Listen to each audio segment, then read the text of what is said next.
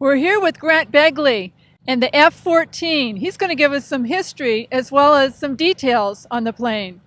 I am Grant Begley, Navy captain, retired, former Navy Top Gun, thousands of fighter flight hours, hundreds of carrier landings. I have flown in combat, and I've had the great opportunity and experience of leading, managing, and contributing to the F-14 in the service of the nation. The F-14, in its 32 years of operational service, served superbly. Not measured so much in the ability or the number of aircraft that it shot down, but absolutely in the number of conflicts it prevented. There are few things as exhilarating as being fired upon in combat. The F-14 in its 32-year career saw combat in the Gulf area twice, the Gulf War of '91, and then the current involvement in Bosnia, in Lebanon, also in the Gulf of Libya with the Line of Death. The F-14 has been in harm's way in every engagement over 32 years until its retirement in September of 2006. I am here to tell you that there are a few things as exhilarating as being fired upon in hostility, and the F-14 was a superb aircraft in protecting its aviators as well as the carrier battle group. In one particular instant, as the F-14 and myself were in a threat environment, that neighboring nation did not appreciate our presence. The F-14's onboard avionics and computers were able to detect not only that we were being monitored by a threat radar, but also the radar had picked up my aircraft as a particular target. And in fact, a missile had been designated to destroy my aircraft. The onboard systems were able to inform me that missile launch was imminent, and in fact, inform me where to expect the missile to be launched from. With that cueing, I looked in the direction of the threat to see what appeared to be an Apollo-sized missile leaving the ground from a range of nearly 15 miles away, and knowing that missile had my name, my aircraft's name, on it. The aircraft was able to continue monitoring that missile, which I also was able to visually track very carefully as it continued to climb not toward my aircraft, but absolutely up to a much higher atmospheric level. This particular missile's flight profile was to climb high above my aircraft and then come down onto the aircraft. With that threat environment, watching the missile go to high altitude, on course, rockets still burning, and starting to tilt over to approach the aircraft, the F-14, with its great engines, with its high airspeed, and with its defensive systems, I was able to dump the nose of the aircraft, dive to the deck, take evasive measures, fly away to be here for this presentation today. The F-14 performed magnificently. The F-14 has one of the world's most powerful air-to-air radars. Initially equipped with the AWG-9 radar and then upgraded to the APG-79, the F-14 radar had the ability to look out very far, still classified, launch weapons and engage targets beyond 100 miles, that's unclassified. But what's interesting to know with this aircraft, given the large nose cone, which in fact covers the radar, down here is a bubble area. Now, what this aircraft does not have is the television camera system installed. With the television camera system, this bubble would come off, there would be a flat screen here, and you can imagine there would be a lens. The F-14 had the ability, through the radar interceptor officer in the back, to detect targets by radar at long range, lock those targets up very specifically, and then if the rules of engagement for hostile fire required a visual identification, to be able to see the target that you intend to destroy before you launch a missile, the aircraft then could automatically cue this television camera system to look at long range, to allow the aircrew in the cockpit to see the target that had been acquired by the radar, visually identify it through the television camera system, which has great magnification capability, and then make the determination whether to engage that target with lethal force and understand with clarity whether the target they were engaging was in fact a foe before the engagement. During a normal mission, the F-14 would be taken to the catapult. The aircraft would be strapped in the catapult, and within the coordination of the aircrew in the aircraft and the ground crew on the carrier flight deck that would launch the aircraft, upon signal, the F-14 would then be launched, catapulted into flight. Many individuals talk about and frame acceleration around today's current cars, the ability of a car to accelerate from 0 to 60 miles an hour, for example, in less than 4 seconds. The F-14 would accelerate from 0 to 165 miles an hour in 2.5 seconds. Quite a ride. You would be experiencing 4 to 5 lateral Gs. It would actually hurt to be launched off the front of the aircraft carrier. And oh, by the way, in that short launch period, as a pilot, you are along for the ride. There is not a lot you can do but hang on and hurt until you're off the front end of the aircraft carrier. But as soon as off the front of the aircraft carrier, your trusty GE 110 engines would kick in. You have 55,000 pounds of thrust, and you would completely and quickly accelerate to your flight speed and altitude to go to your mission station and prepare for either training or battle. As an interesting point of history, during Vietnam, naval aviation physiologists wanted to determine what the stressors on a naval aviator were in a combat environment.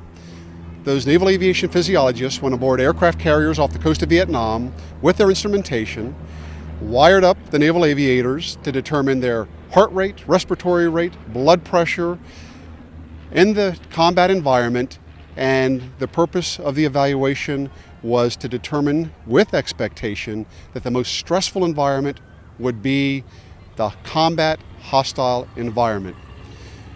To the aviation physiologist's surprise, what they found out was in fact the combat environment wasn't the most stressful on the naval aviators, but in fact it was the recovery of their aircraft back aboard the aircraft carrier, far exceeding the stress of combat. Naval aviators' heart rate went up, the blood pressure went up, respiratory rate went up, far exceeding what they were experiencing when they were being shot at with surface-to-air missiles and also surface-to-air gunnery. In the carrier landing environment, a pilot is required to bring, for example, the F-14 behind me in the most dynamic environment possible back aboard the aircraft carrier, where of the 5 things that could happen, only one of them is good. The 5 things that could happen are: you don't attempt to recover aboard the aircraft carrier, not good, the end of your naval career. You land too far left or right of the center line, not good, could be devastating, a mishap. You overshoot the landing area, also not good, or you end up far short of the landing area and you hit the back of the ship, also not good. The only thing good of the 5 elements is landing in a postage side stamp area 100 feet by 25 feet with great precision, and that is the only desirable event in that carrier environment. As the ship is moving, it's pitching and rolling, as the winds blowing across the deck are variable, you as a fighter pilot, as a carrier pilot, must maintain your altitude, your airspeed, and your centerline approach with great precision as everything else is moving. One of the things that's absolutely exhilarating is the launch of the AIM-54 missile. As I'd indicated before, the missiles weigh 1,000 pounds apiece. And when one of those come off the aircraft, you can feel it in the aircraft. As the aircraft shudders, the missile comes off. The missile's engine then kicks in as the AIM-54 accelerates to Mach 5. The profile of the AIM-54 is not straight ahead of the aircraft, but the missile itself climbs to high altitude, over 80,000 feet, as it then cruises to its target area. In the event of that climb, the climb happens not far in front of the aircraft, and as an air crewman, it becomes quite exciting to see the AIM-54 do a very sharp pitch up in front of the aircraft, climbing to altitude going to the target area. The AIM-7 launches and the AIM-9 launches are a little bit more mundane. Those missiles come off the aircraft as you would expect a missile to, pretty much straight ahead, but then they do sharp and deliberate turns to their target area. The Vulcan cannon is actually exhilarating to shoot. As I mentioned before, at a round rate of 100 rounds a second. When you pull the trigger for the Vulcan cannon, the aircraft absolutely hums and buzzes. And as you're looking out of the front of the aircraft, the size of the rounds at 100 a second appear to almost be a chain, and you can walk those rounds onto a target of interest very easily. It is a two-seat aircraft, and the front seat is the pilot, and the back seat is the radar intercept officer. As mentioned before, the F-14 was designed around a weapon system, the AUG-9 and the AIM-54. It's the responsibility for the radar intercept officer to control the weapons and the operational environment and to assist the pilot during the aircraft's operation. As I move back here, you'll notice that the aircraft intake is one of two set far apart on either side of the nacelle. The F-14 has a unique characteristic that it has this large nacelle forward of the main airframe that tapers back into truly a flying body or flying wing position. This is the F-14's tailhook. One of the distinctive and absolutely required elements for the F-14 and other carrier aviation aircraft is the tailhook. The tailhook has to stop the aircraft in the very short arrested landing area on the back of the aircraft carrier. Naval aircraft carriers typically have 4 arresting lines on the back of the aircraft carrier. They're spaced about 50 feet apart from each other, starting with the number 1 wire, the closest to the back end of the aircraft carrier, and ending with the number 4 wire. Air crews typically target the number 2 to 3 wire, between those 2 wires, and a good aviator will trap and catch the number 3 wire. This tail hook, as the aircraft approaches the carrier, the pilot will lower the tail hook as one of the checklist items to make sure it is down for the carrier arrested landing.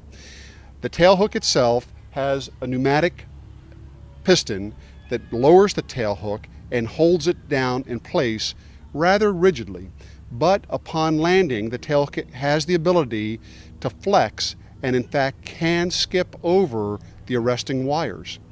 When a pilot lands on the carrier, the normal person would think that you reduce your power immediately. But contrary to that, as soon as you feel the touchdown, you go to full power with the expectation, pessimism, that the tailhook will not catch one of the arresting wires. A quick sea story, which being a naval pilot is necessary. One time I was flying with a junior pilot who was having difficulty getting aboard the aircraft carrier. I was chosen to fly in his back seat to help coach him along and to improve his carrier landing capability. The flight to the aircraft carrier was uneventful. The drop of the tail hook was uneventful. The approach to the aircraft carrier was uneventful. It was a night carrier landing. The night was moonless.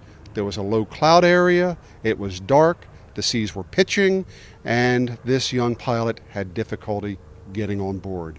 I coached him numerous times with several approaches to the flight deck, and he had significant difficulty not only approaching the landing area, but in fact landing in the landing area, resulting from wave-offs from the signal officer. Finally, it was time for our last approach. We had enough fuel on board to do one final approach. His lineup was good, the approach to the carrier was good, he was on center line, the glide slope was good. It was looking like a picture-perfect landing. We touched down on the carrier deck and it looked like a perfect landing. But all of a sudden, something didn't seem quite right, and it wasn't. What he had done, as opposed to advancing the throttles to full military power, with the expectation that the hook would miss the landing wires, he reduced the power to idle. The aircraft became very quiet. And at that time, you could actually hear the tailhook skipping on the flight deck as we continued down the angle deck, and there was no tug on the wire. As I noticed, the aircraft was quiet. The landing signal officer noticed the aircraft power had been reduced. Simultaneously, the two of us called for power and then very quickly for burner as the aircraft failed to hook any of the arresting wires. We rolled off the angle deck under airspeed for flight just as these trusty turbojets were starting to kick into action. As we rolled off the angle deck, the aircraft sank significantly. I thought we were going to impact the water. As a response and impulsive, I grabbed for the lower ejection seat handle, tugged on it as I slapped at it, pulled it out halfway but lost my grip. Just as the GE 110 engines kicked in, the side of the aircraft carrier lit up as our afterburners kicked in. We tail-walked across the water with, according to the air crew and the flight deck members on the carrier, with a huge rooster tail behind us, and we waddled into flight. And that is one of my sea stories. While I'm at the back end of the F-14, let me point out a couple of specific items that might be of interest. As you notice, the engines are fairly far apart. This was a particular design criteria that enhanced and enabled the F-14 in the following ways. First of all, you have this large tunnel area between the two engines, and in this large tunnel area is where the AIM-54 missiles would be nestled up into the fuselage. This large tunnel area, and in fact the tapering of the aircraft from the cell all the way forward of the aircraft to back end, allowed the back part of the aircraft to be a lifting area while the aircraft was in flight, but also as the weapons were tucked into this tunnel area, actually folding and partly submerged into the aircraft. It reduced the amount of drag from those weapons in the wind stream, and that enabled the Air Force or the aircraft to have its high speed capability because there was low drag. Also, while I'm back here, let me mention that the engines being spaced as far apart as they are to enable the weapons to be in the tunnel area provided somewhat of a problem for the F-14. The F-14 was initially fitted with a TF-30 turbofan engine. Those engines were not the engines that were originally designed and expected to go in the aircraft. The first F-14s with the turbofan engines were underpowered, and those engines also had a tendency to stall. A stall of an engine, a jet engine, is a little different than the stall of your auto engine, but in some ways it's similar. The engine would stop performance. And so as a result of these engines being set far apart, if one engine stalled, as opposed to sucking air down that engine for the operation of the engine, that large face area to that engine would all of a sudden become a drag, a brake area. The good operating engine then would cause the aircraft to twist. And as a result, the aircraft could go into a flat spin very quickly, and the air crew would be unable to recover the aircraft from that flat spin unless they realized it within 2 seconds and recovered the aircraft. And typically, that was not doable. A number of F-14s were lost due to flat spins. As a result, the Navy decided it was time to put in a turbojet engine. The GE 110 engine was incorporated. The GE engine provided an additional 15,000 pounds of thrust, which you would expect would consume more fuel. But in fact, the GE engines provided greater fuel efficiency, greater thrust, and also enabled the F-14 to be launched from the carrier deck, not in afterburner, which was important from a operational capacity in the Navy. An F-14 on a carrier deck at night in afterburner could be seen up to 40 miles away. Not a good thing if you're trying to hide the carrier battle group. With the new GE engines, the F-14 could launch basic engine, not afterburner, therefore reducing the signature and the unintended exposure of the carrier battle group to ships in the area. And there's in fact radar antennas, receivers in these bubbles for the radar warning receiver in the aircraft. The aircraft has the ability to detect threat radars and threat missiles that have specific radar signals. These elements are important as a pilot flies in a hostile environment. He or she can determine what enemy threat radars are detecting the aircraft specifically, and then also if those radars go to another mode, for example, they target the aircraft, lock it up with their radar, it provides a different signal.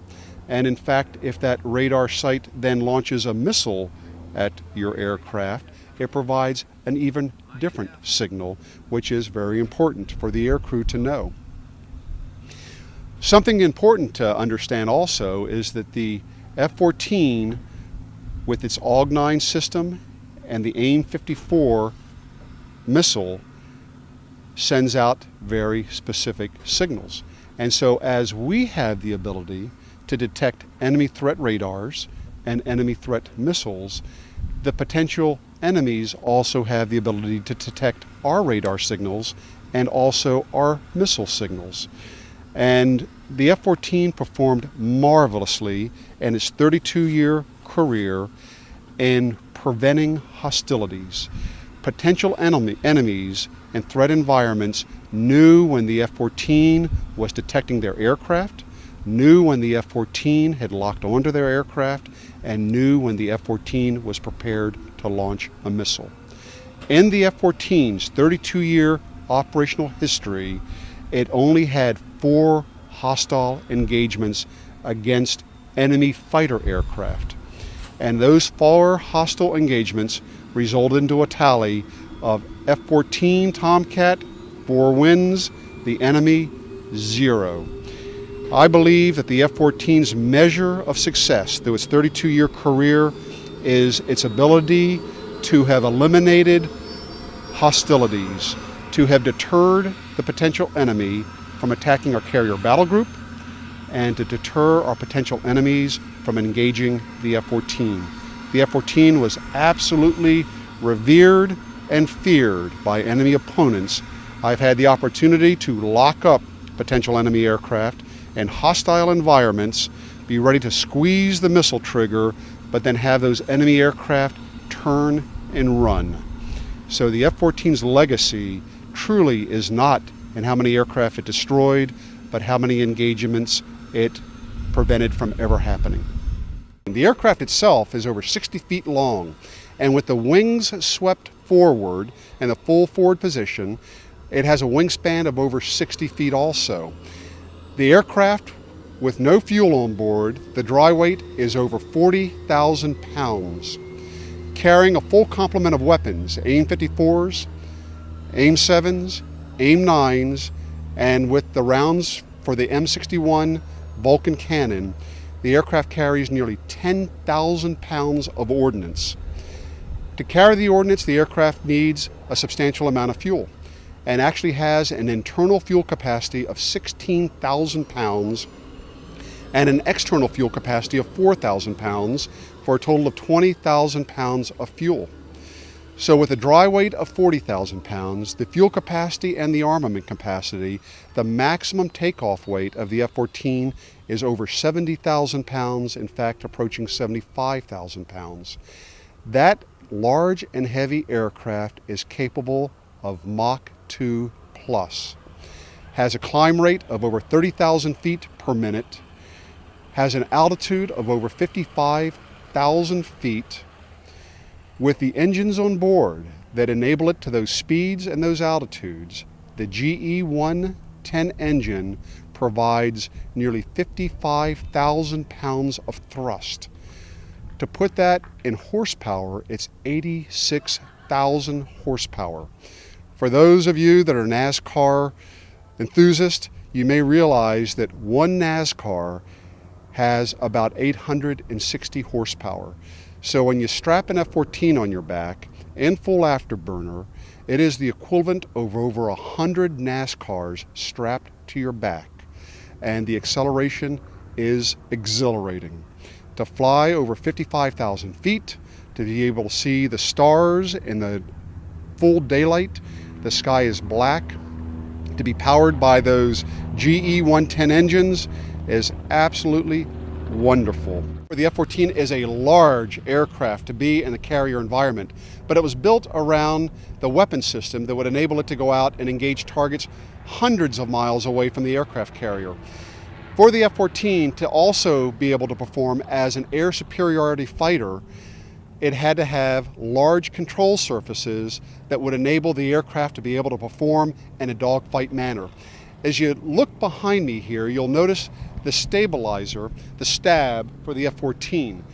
The stab for the F-14 in itself is almost as large as the wing of the former A-4 attack aircraft. The wing above my head is a variable sweep wing. The wing swept fully forward at a 20-degree angle allows the F-14 to take off and land at slower speeds, but at the same time automatically program in flight. It sweeps back as the aircraft's airspeed changes to a full aft sweep that then would enable the aircraft to fly in excess of Mach 2. What few folks don't realize, and in fact is not evident on this aircraft, there are glove vanes that are tucked into the forward leading edge of the nacelles of the engine. When the aircraft reaches Mach 1 and the wings behind me are beginning to program aft, the glove vanes of forward start sweeping out. And those glove vanes in themselves are very important to the aerodynamic stability of the F-14. They shift the aerodynamic pressure forward of the aircraft, reducing the loads on the stab behind me. The landing of an aircraft in the aircraft carrier environment is very harsh. The approach glide slope of an aircraft landing on an aircraft carrier is much steeper than at a typical airfield landing environment. That steep glide slope results in the aircraft impacting the flight deck of the aircraft carrier with much heavier impact, much greater loads than it would otherwise if landing at an airfield. To compound the situation, you never quite know whether the flight deck is going to be sinking as a result of a wave going away from the bottom side of the ship, or the flight deck could be rising. And therefore, if the flight deck is coming up and the aircraft is coming down at a very steep glide slope, it is absolutely a collision on the flight deck. The landing gear must sustain that collision. As a result, naval aircraft have to have heavy, beefy landing gear to sustain the great stress loads of the carrier environment. One particular flight that I had was in a field environment, not off the aircraft carrier. The aircraft was heavy with fuel, with weapons. It was a late night, early morning takeoff. I was given clearance to take off by the tower. No other aircraft in the field environment, 2 o'clock in the morning. As the aircraft was accelerating for takeoff, I was halfway down the field, ready to rotate into flight. The tower called me and said, "Abort my takeoff." With very little field length remaining on the takeoff runway, proceeded to apply brakes in an attempt to stop before running off the end of the runway. Accomplished that, didn't run off the end of the runway, a good thing.